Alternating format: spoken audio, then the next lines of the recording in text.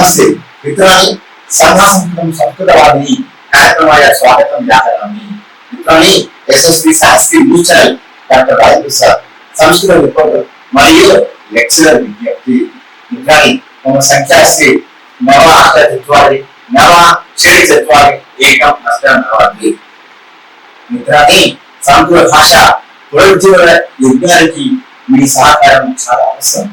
భారతదేశం కేవలం ఒక దేశం మాత్రమే కాదు, అది వేదాలు, ఋషుల తపస్సు, ఉపనిషత్తుల జ్ఞానం, గీతా ధర్మం, యోగశక్తి, భూశక్తి పరంపర, సనాతన సంస్కృతి యొక్క ఆధ్యాత్మిక మహాసామ్రాజ్యం. ఈ మహాసంపదకు మూలాధారం సంస్కృత భాష. ప్రపంచానికి ధర్మం, నీతి, శాంతి, ఆధ్యాత్మిక విజ్ఞాన రైతుల ఈ సంస్కృత భాష నేడు మళ్ళీ జీవ భాషగా వికసించవలసిన అత్యవసర సమయం విచారణ ఆసనమైన విషయం మనం గమనించుకోవాలి. ఈ మాత్ర ధర్మ కార్యాన్ని జీవిత లక్ష్యంగా స్వీకరించి సేవ చేస్తున్న వారిని నేను డాక్టర్ రాజప్రసాద్. ఆరవ తరగతి నుండి శ్రీ లక్ష్మీనరసింహ స్వామి సంస్కృత పాఠశాలలో విద్యాభ్యాసం ప్రారంభించి డిగ్రీ వరకు సంస్కృత విద్యలు అభ్యసించాను. చిన్ననాటి నుండి సంస్కృత మాధ్యమంలో చదువుకుంటూ సంస్కృతమైన ఊపిరిగా నా జీవిత ధ్యేయంగా మారింది. ఈ విద్యాభ్యాస దశలో నారాయణ అన్న, చరణ, రామన్న, ఆంజనేయుడన్న, గోపాలకృష్ణ, శ్రీధరన్న, యాదగిరి స్వామి, అదేవిధంగా కవితాచార్యులు వంటి మహనీయులకు ఆదర్శముద్రయ్యారు. తర్వాత ఉస్మానియా విశ్వవిద్యాలయంలో ఎంఈ పిహెచ్డి పూర్తి చేసి సంస్కృత భాష సేవకు జీవితాన్ని అంకితం చేశాను. కృష్ణదేవ్, ఓహి మేడం, మనోహరాచార్యులు, సతీష్, యుగేంద్ర వంటి సహాధ్యాయులు నాకు జ్ఞాన సహచరులు అయ్యారు. మిత్రాన్ని వేదాంత కుమారులు, మృత్యుంజయ మహోదయులు, ప్రొఫెసర్ రాములు మహోదయులు వంటి మహాగురువుల ఆశీస్సులు నా సేవ మార్గానికి బలమయ్యాయి. సంస్కృత భారతీయ ప్రభావంతో సంస్కృతం వైపు ఆకర్షితులై సంస్కృత వికాసం కోసం నిస్వార్థ సేవ ప్రారంభించాను. మిత్రాన్ని జనార్దన హెగ్డే, చెరువు కృష్ణశాస్త్రి, విశ్వాస మహోదయ, లక్ష్మీనాథాచార్యులు, ఎన్సిపి ఆచార్యులు, దూర్భ ప్రవర్తన శర్మ, కాపే కవులు, డిడిపి అరవింద వాళ్ళు, కరీంద్ర, కృష్ణారెడ్డి, సైజీ, గోపాలకృష్ణ, బాలాచారి, అపర్ణ భగిని, అంతేగా గుల్ల శ్రీనివాసం, యాదయ్య మహోదయ, పేరు శ్రీనివాస మహోదయ, నాగేశ్వర మహోదయ, దర్శన మహాభారత వంటి అనేక సంస్కృత సేవకులు నాకు ప్రేరణామూర్తయ్యారు. అదే కాకుండా సంస్కృత భాష లెక్చర్ అయినటువంటి మూలంగా మృత్యుంజయేశ్వర గారు, గోపాలకృష్ణ, వరంగల్ ఆనంద్ వంటి సంస్కృత భాష కూడా ఆశీర్వాదంతో సంస్కృత ఉపన్యాస సంఘం తెలంగాణను స్థాపించి ప్రస్తుతం ఆ సంస్థకు అధ్యక్షుడిగా సేవ చేస్తున్నాను.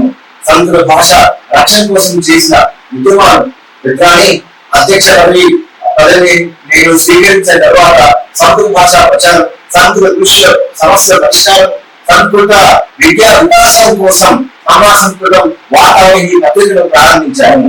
ఆ పత్రికను శ్రీ చిన్నకేశవ స్వామి వారు ప్రారంభించడం మా అదృష్టము. మిత్రాన్ని తెలంగాణలో సంస్కృతం బీఈడి లేకపోవడంతో నిరంతర పోరాటం చేసి సంస్కృతం బీఈడి ఏర్పాట్లు చేసుకోవడం జరిగింది. దానికి ఆర్మిషన్లు పరిశ్రమ చేయడం జరిగింది. మిత్రాన్ని అలాగే 2014లో 2014లో తెలంగాణ ప్రభుత్వం ఇంటర్మీడియట్ నుండి సంస్కృత భాషను తొలగించేందుకు కుట్రలు చేసినప్పుడు సంస్కృత భాష కృషిష్యులు, సంస్కృత భారతీయ కార్యకర్తలు అనేక రాజకీయ నాయకులతో కలిసి ఉద్యమాలు చేయడం జరిగింది. టీవీ డిబేట్లు, నిరసనలు నిర్వహించి సంస్కృతాన్ని యథార్థంగా కొనసాగించే విధంగా చాలా కృషి చేయడం జరిగింది. కానీ ఈ పోరాటాలు కేవలం ఉద్యోగాల కోసం కాదు, భారతీయ సంస్కృతి రక్షణ కోసం జరిగిన ధర్మ యుద్ధాలు. ఇప్పుడు కొత్త సంకల్పం సంస్కృతం టీవీ ఛానల్. ఇప్పుడు అదే ఆశయంతో సంస్కృతం వాతావరణాన్ని యూట్యూబ్ ఛానల్ ను ప్రారంభిస్తున్నాము. ఈ ఛానల్ ద్వారా సంస్కృతం, వేదాంగాలు, ఉపనిషత్తులు, పౌరహిత్యం, జ్యోతిష్యం, యోగం, శ్లోక సంగీతం, నీతి శాస్త్రం, తర్కం, సాహిత్యం, న్యాయం, భారతీయ సంస్కృతి మరియు ఆధ్యాత్మిక జ్ఞానం ప్రపంచంగా ప్రచారించాలనే మహాసంకల్పంతో ముందుకు సాగుతున్నాము.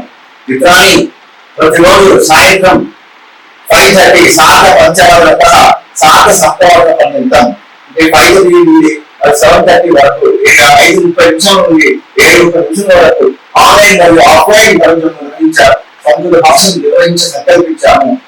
సంకల్పించి జరిగింది. సంస్కృత భాషను ప్రతి ఇంటికి చేయాలనేటువంటి ప్రయత్నం చేస్తున్నాము. అందుకోసం మిత్రాన్ని మీ ఆర్థిక సహాయం చాలా అవసరం. ఈ కలియుగంలో ధన సహాయం లేకుండా ఏ మహా కార్యము ముందుకు సాగలేని పరిస్థితి ఉంది. సముద్ర భాష వికాసం, దృశ్య అభ్యున్నతి, ప్రతినిర్వహణ, అదేవిధంగా పత్రికా నిర్వహణ, అదేవిధంగా యూట్యూబ్ ఛానల్ అభివృద్ధి, వీడియోల తయారీ, స్టూడియో ఏర్పాటు, పుస్తక ప్రచురణలు, విద్యార్థుల సహాయం, ఇవన్నీ సమాజ సహకారంతోనే సాధ్యమవుతాయి. ఈ రోజు మధ్య సంస్కృతి, మధ్యకాల సంస్కృతి, ధూమపాన సంస్కృతికి మనం కోట్లు ఖర్చు చేస్తున్నాము. అదేవిధంగా ఈ మనం కానీ మనం గీతా సంస్కృతి అంటే భగవద్గీత సంస్కృతి, సంస్కృత భాష సంస్కృతి వికాసం కొరకు మనకు ఆర్థిక మనం చేసుకోవాల్సిన అవసరం ఎంతైనా ఉంది. మిత్రాన్ని ఈ రోజు వ్యసనాల కోసం డబ్బులు ఖర్చు చేస్తున్న మనం వేరే ఇద్దరి కోసం జీవితం ఇవ్వలేమా? ఈ రోజు అనేక వినోదాల కోసం సమయం వెచ్చిస్తున్న మనం సంస్కృత భాష విరక్షణ కోసం కొంత సహకారం చేయలేమా? మీ సహాయం సంస్కృత భవిష్యత్తుకు వెలుగు. మీరు ఇచ్చే ₹100 కూడా సంస్కృత భాష ఎక్కడో పవిత్ర సమిధ వంటిది. ఐదు ఒక విద్యార్థి పుస్తక సహాయం కావచ్చు. మీరు ఇచ్చే ₹1000 ఒక సంస్కృత వీడియో నిర్మాణానికి ఉపయోగపడవచ్చు. మీరు ఇచ్చేటువంటి ₹500 ఒక నెల తరగతి నిర్మాణకు తోడ్పడవచ్చు.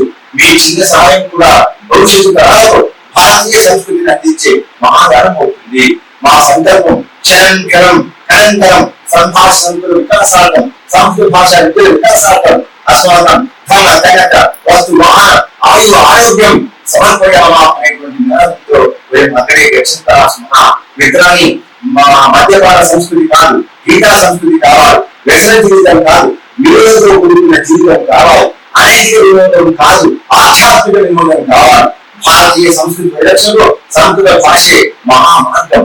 సంస్కృత భాష ద్వారా లోకహితం మహాకరణీయం అనే మహాసంకల్పంతో మేము ముందుకు వచ్చాను. మిత్రాన్ని మీ ఆశీర్వాదం మా బలం, మీ ఆర్థిక సహాయం సంస్కృత భవిష్యత్తుకు వెలుగు. మిత్రాన్ని మా గూగుల్ పే సంఖ్య C9849641892. డాక్టర్ రాజేంద్ర ప్రసాద్ సంస్కృత భాష ఆచార్య, సమాజంతో వాతావరణి, సంస్కృత రిపోర్టర్ మరియు లెక్చరర్. ధన్యవాదాలు. నమస్తే.